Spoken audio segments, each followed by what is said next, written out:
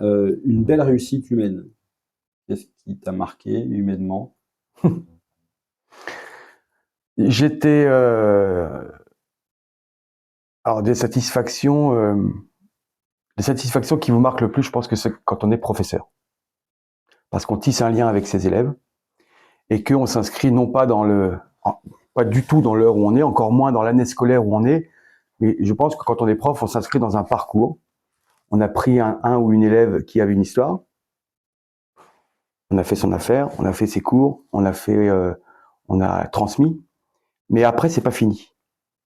C'est pas fini pour l'élève, c'est pas fini pour le prof, et donc il se passe encore des choses après, et en espérant qu'on ait laissé une trace.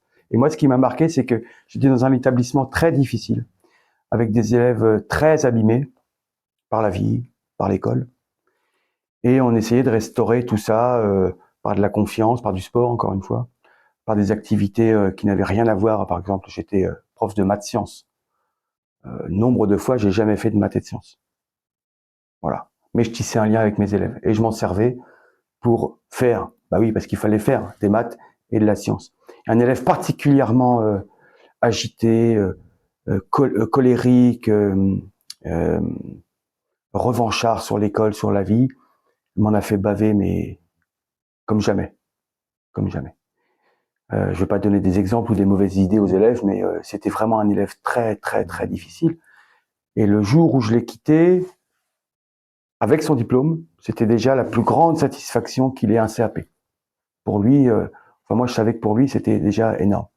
3 ans après, j'étais à la sortie du lycée, un petit peu comme la grille ici, et je vois un camion arriver qui klaxonne, prêt à bondir sur le camion en disant monsieur, avec un énorme nom. Alors je dirais pas ici, aujourd'hui, imaginons il s'appelle Kevin Pichon, énorme sur le camion, et le Kevin en question est sorti de la voiture. Il avait 23 ans, une barbe comme ça. Il m'a dit qu'il était marié, papa et chef d'entreprise.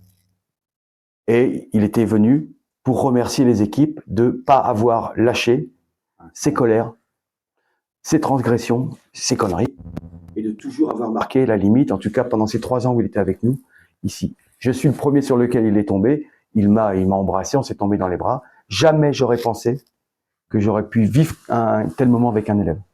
Je m'en souviens toujours.